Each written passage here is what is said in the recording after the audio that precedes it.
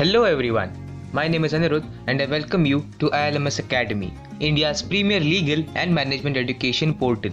Get certified to enhance employability. In today's video, we are going to give you an overview about the Indian Constitution.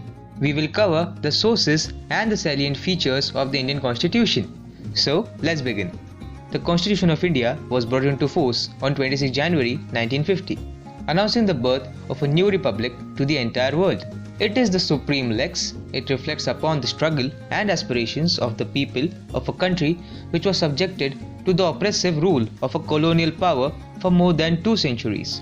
The Constitution of India is also known as the father of all laws. In a sense, ground norm, as all the other existing laws get the effect and drive their force from the Constitution itself. A constitution means a document having a special legal sanctity which sets out the framework and the principal functions of the organs of the government of a state and declares the principles governing the operations of those organs. Constitutional law in the generally accepted terms means the rule which regulates the structure of the principal organs of the government and their relationship to one another and determines their principal functions. The rules consist both of legal rules in the strict sense and of usages commonly called conventions, which without being enacted are accepted as binding by all who are concerned in the government. The Constitution is the very basis on which the laws of the country gain sanctity. The Constitution is the living document whose interpretations may change as the time and circumstances change. It is an elaborate document and contains 395 articles, divided into 22 parts and 12 schedules. Now let's look at the sources of the Constitution. The Constitution of India incorporates the best features of each of the constitutions of different jurisdictions across the world by suitably modifying them in such a way so as to avoid any uncertainty or shortcomings that existed in the said constitutions. It can also be labeled as borrowed constitution. In the Constituent Assembly, Dr. Bhimrao Ambedkar stated that there is nothing to be ashamed of in borrowing which suits us best. A constitution embodies the independence of judiciary, fundamental rights, and judicial review based upon the American Constitution. The parliamentary form of government, cabinet system, and the rule of law are adopted from the United Kingdom. The provisions relating to the emergency from the German Reich and the Government of India Act 1935, along with the federal scheme. The federal system with a strong center was acquired from Canada. The directive principles of state policy were other remarkable features imbibed from the Constitution of IRA. Now let's look at the salient features of the Indian Constitution. First, written constitution. Indian Constitution is a written constitution. It took 2 years, 11 months and 18 days for drafting it. It is an elaborate document and contains 395 articles divided into 22 parts and 12 schedules. A constitution may be written or unwritten. Written constitution is one which is written down in the form of a constitutional document, whereas the British Constitution is characterized as an unwritten constitution because it is not embodied in one comprehensive constitutional document. Second, longest constitution. The Constitution is the longest constitution of the world.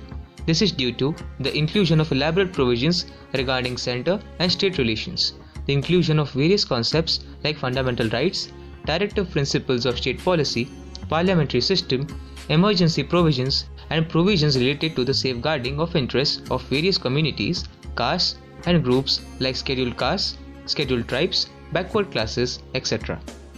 Third, partly rigid, partly flexible. The Constitution of India is partly rigid and partly flexible. The procedure laid down in the Indian Constitution strikes a golden mean by avoiding extreme rigidity and extreme flexibility. A constitution may be called rigid or flexible on the basis of its amending procedure. In a rigid constitution, amendment of the constitution is not easy. The Constitution of the USA, Switzerland, and Australia are considered rigid constitutions, while the British Constitution is considered flexible because the amendment procedure is easy and simple. There are 3 approaches why the amendment in the Constitution is made.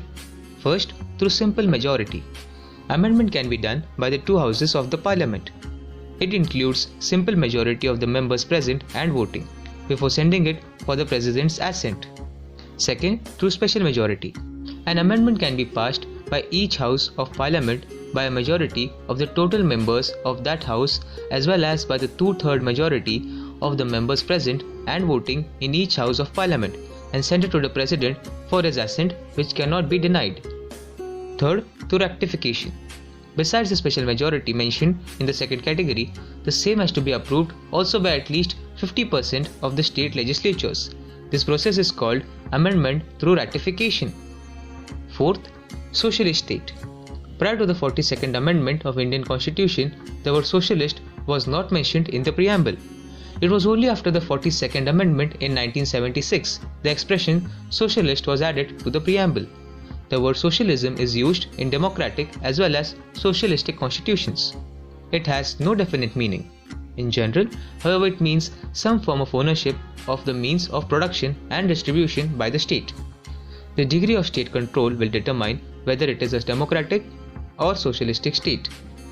India has, however, chosen its own brand of socialism, that is mixed economy. The Supreme Court has in a number of its decisions referred to the concept of socialism and has used the concept along with the directive principles of state policy to assess and evaluate economic legislation. According to the Supreme Court, the principal aim of socialism is to eliminate inequality of income and standards of life and to provide a decent standard of life to the working people. The court has laid emphasis on social justice so as to attain a substantial degree of social, economic, and political equality. Social justice and equality are complementary to each other. By reading the word socialist in the preamble with the fundamental rights contained in Articles 14 and 16, the Supreme Court has deduced the fundamental right to equal pay for equal work and compassionate appointment. Fifth, secular state. India is a country with many religions, but the Constitution stands for a secular state of India. The word secular was not originally present in the preamble. It was added thereto by the 42nd Constitutional Amendment in 1976. The term secularism means a state which has no religion of its own as a recognized religion of the state. Secularism in India does not mean an irreligious or an anti-religious state. It only means there is no official religion for India and the Parliament has no right of imposing a particular religion as an official religion. It also means that all citizens, irrespective of their religious beliefs, are to be considered and treated as equal, and no discrimination is to be shown by the state against any person on account of his or her religion, either for participation in political affairs or entry into government service or admission into education institutions. The Constitution ensures equal freedom for all the religions and provides that the religion of the citizens has nothing to do in socio-economic matters.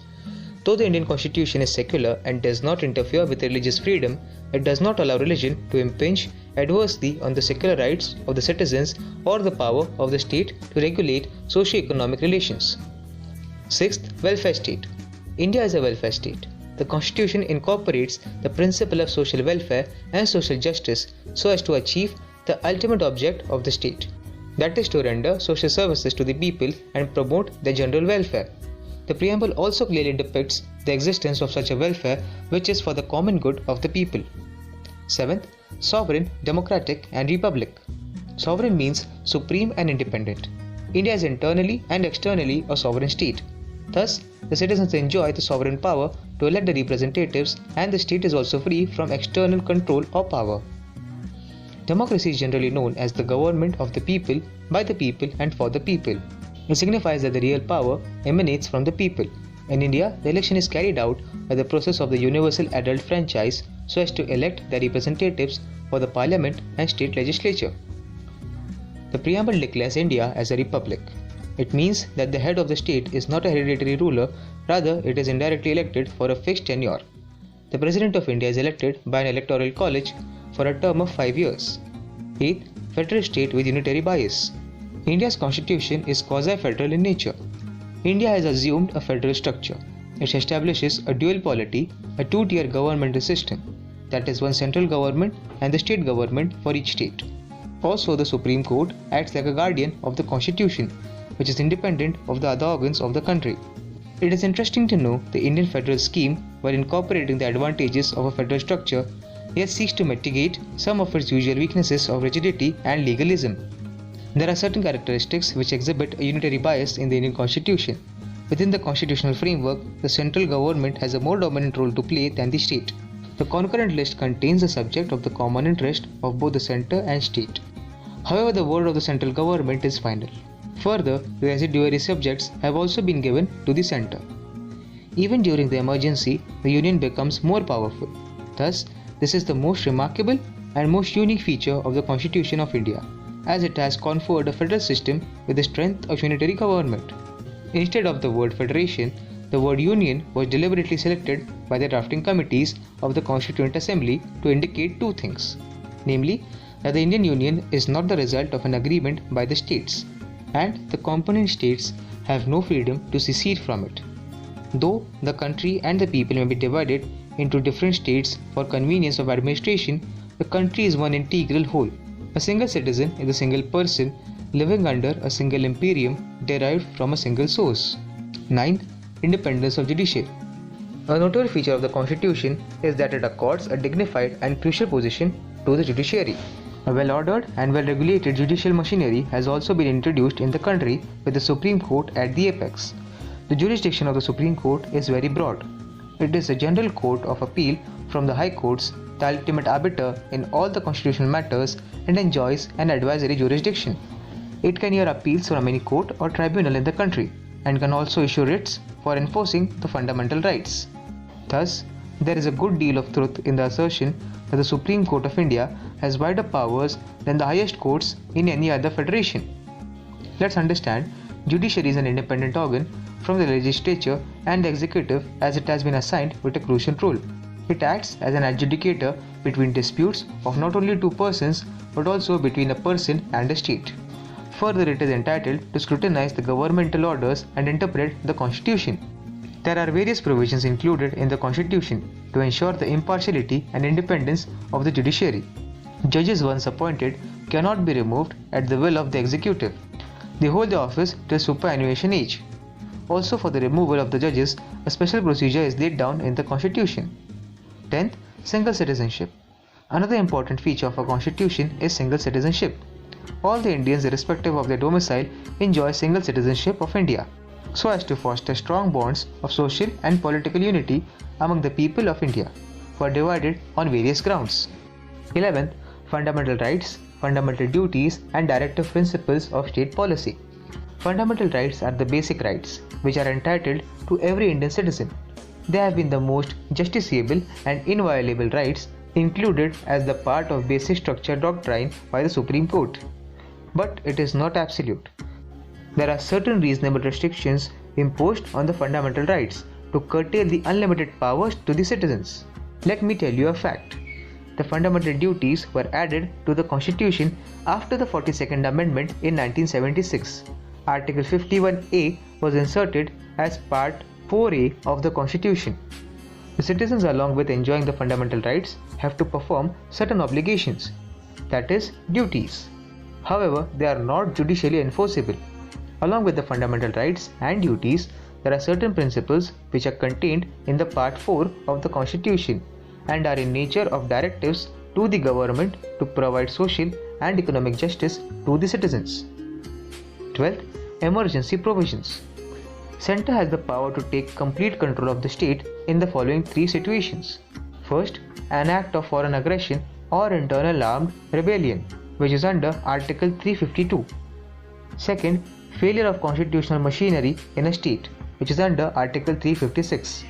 Third, financial emergency, that is under Article 360.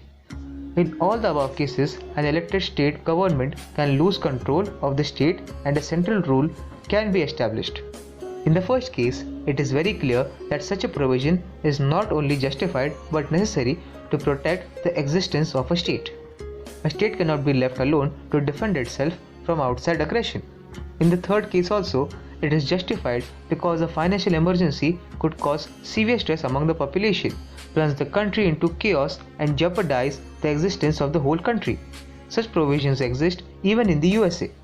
The second provision is the most controversial. It gives the centre the power to take over the control of a state.